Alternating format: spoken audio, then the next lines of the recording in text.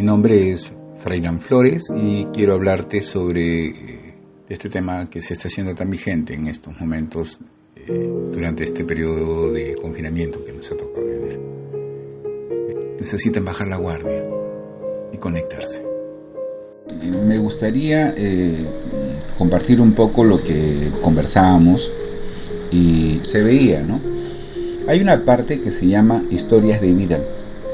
Si uno ingresa a YouTube, en YouTube pone historias de vida, historias de resiliencia. Vamos a ir encontrando diversas situaciones, videos trabajados por otras personas, donde se pueden utilizar con los estudiantes y también a través de estas historias podemos hacer que el estudiante se conecte consigo mismo. Hay algo muy importante que está pasando cuando escucho lo que dice la colega. Es cierto, pues, cuando estábamos en presencial teníamos nosotros problemas, acuérdense.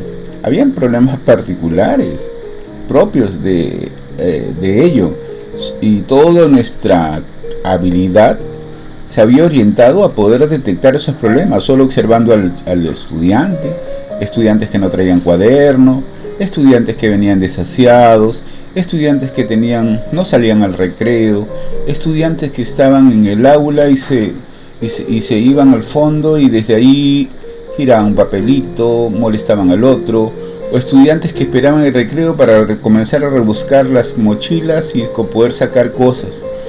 Entonces, y otras cosas más, ¿no? Y otras cosas más. Y todos esos temas no han desaparecido.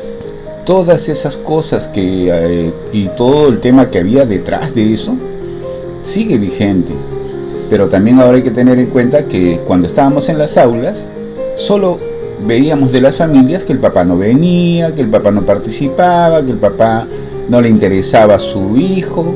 O hay veces, en una oportunidad escuchaba cuando un auxiliar comentaba con un colega que había citado a un padre de familia para llamarle, que el padre de familia le llame la atención a su hijo, y el auxiliar se acercó y habló con el colega. Yo estaba ahí y le dice: colega, ¿usted cómo cita a ese padre de familia? A ver, lo llama al alumno y le dice: ¿cómo es tu papá? Bueno, mi papá no trabaja, es un borracho, se gasta el dinero, estoy llegando tarde porque yo trabajo en una panadería hasta tal hora, y desde ahí me dejan salir a tal hora y por eso es que llego un poquito tarde. Entonces, ¿qué había pasado? Que en ese instante nos dimos cuenta de cuál era la realidad de esa familia. Y ahora en estos momentos, yo quisiera preguntarme: ¿cuál es la realidad de todas las familias que están viviendo en estos momentos esa situación que tenemos ahora, ¿sí?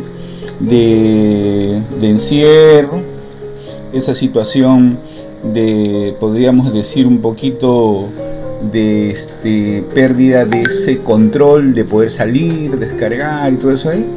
Las estadísticas lo dicen: suicidios elevados, violencia familiar elevada, divorcios elevados, niños distanciados de los padres que están conectados a un celular y a una computadora elevado, a pesar de que nosotros tenemos estudiantes que nos dicen que no tienen conexión, que no tienen celular. Las estadísticas contradicen eso. Hay una nueva adicción, que es esa adicción. Estos niños paran horas de horas metidos en el celular, paran horas de horas metidos en la computadora. Padres con mucho tema de violencia, producto de lo que no están manejando, producto de un problema económico que no pueden gestionar, producto de una serie de situaciones, y por encima de eso, esa sensación de duelo a raíz de todas las pérdidas. Yo me pregunto, ¿qué entendemos por disciplina? Disciplina, un niño es indisciplinado porque muestra cómo le duele la vida en una reunión donde puede mostrar esto. No, entonces nosotros, al igual que el médico cuando le pregunta a su paciente y le dice ¿qué te duele?, tenemos que entender que ese estudiante, el único medio para conectarse con esa sociedad en estos momentos de encierro es ese pequeño espacio llamado Zoom, ese pequeño espacio llamado clase sincrónica, en donde te dice que te duele. El problema es que necesitamos aprender a gestionar cuando escuchamos lo que le duele al estudiante. ¿Lo vemos como un problema solo de indisciplina? ¿O lo vemos como un problema que va más allá del tema de la disciplina? Ayer estuve en una entrevista con una persona del Ministerio de Educación y de verdad que no me callé en decirle un montón de cosas que tenían que ver con la mirada que tenían en lo que ellos preguntaban. Era una mirada que buscaba respuestas para justificar su idea, no para ver qué está pasando. Y entonces nosotros debemos tener en cuenta muchas cosas.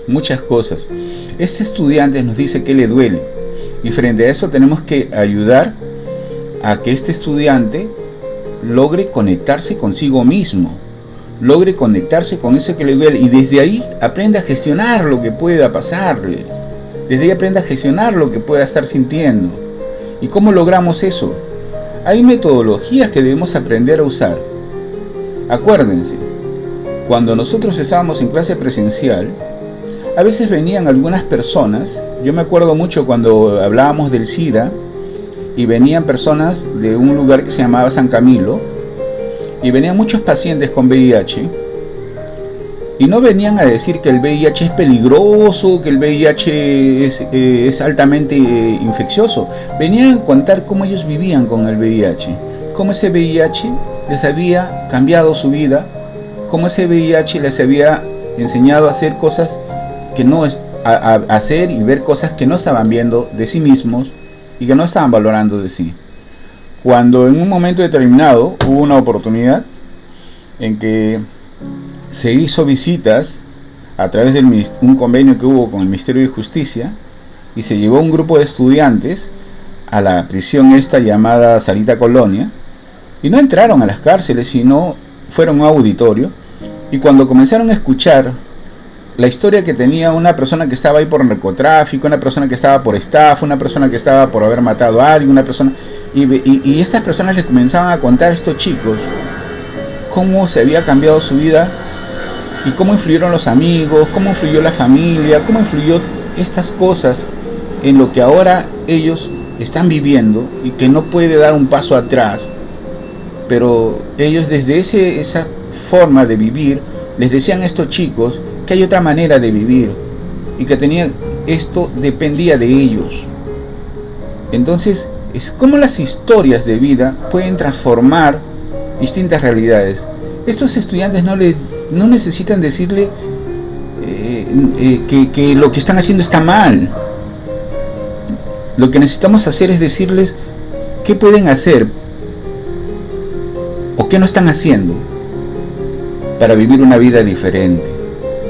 Entonces, y eso tiene que ver con una palabra que se llama gestión de los procesos de aprendizaje. ¿Cómo hacemos de nuestros estudiantes exitosos?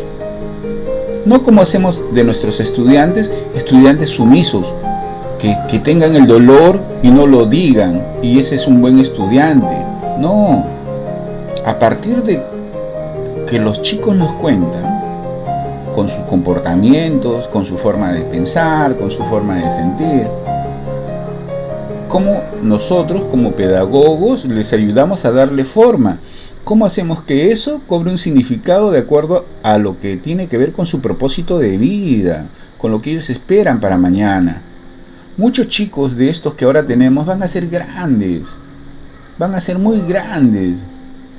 Tenemos tantas experiencias. Yo recuerdo mucho que en una oportunidad, cuando en pleno toque de queda, venía de Ventanilla para el Callao y en un camión comenzaban a detener a todos y se los llevaban, acuérdense, se los llevaban una semana, los ponían incomunicados porque estaba el tema del terrorismo. Yo estaba asustado porque no tenía ni DNI ni nada. Y desde abajo había un soldado que aparentemente tenía un grado, que me miraba, y yo no sabía quién era porque eran encapuchados. ¿Y qué me habrá visto? Y cuando la persona que suben al carro y comienzan a bajar a todos los que no tenían documentos, ya estaban llegando para donde mí, esta persona agarra y me mira, sube el carro y me dice: profesor Freilán, ¿cómo está? Siga nomás, profe, no se preocupe. ¿Quién habrá sido? Pero miren cómo es que a veces tocamos la vida de muchos de nuestros estudiantes. Estos estudiantes están esperando ser tocados y confían en nosotros, por eso se muestran tal cual son. Entonces no perdamos este espacio de la tutoría, canalicémoslo bien. Yo les propongo una metodología. La metodología se llama construir historias de vida. Estos chicos tienen muchas cosas que contarnos. Cuando estos chicos comiencen a hablar y a socializar sus historias, a través de las historias que les mostramos como un elemento instigador, para que ellos puedan abrirse, para que ellos puedan hablar. El solo hecho de hablar genera algo que se llama la toma de conciencia. Y basta que yo logre esa toma de conciencia, se producen cambios inimaginables, porque el ser humano actual debe aprender a actuar desde la divergencia. Tiene que aprender a ser creativo, porque esta nueva forma de vida nos exige respuestas que no teníamos. Entonces aprendamos junto con ellos y reestructuremos nuestra idea de lo que significa disciplina o indisciplina. Es lo que puedo comentarles, estimados colegas. Creo que es importante reflexionar sobre qué hay detrás de cada conflicto. Muchas gracias.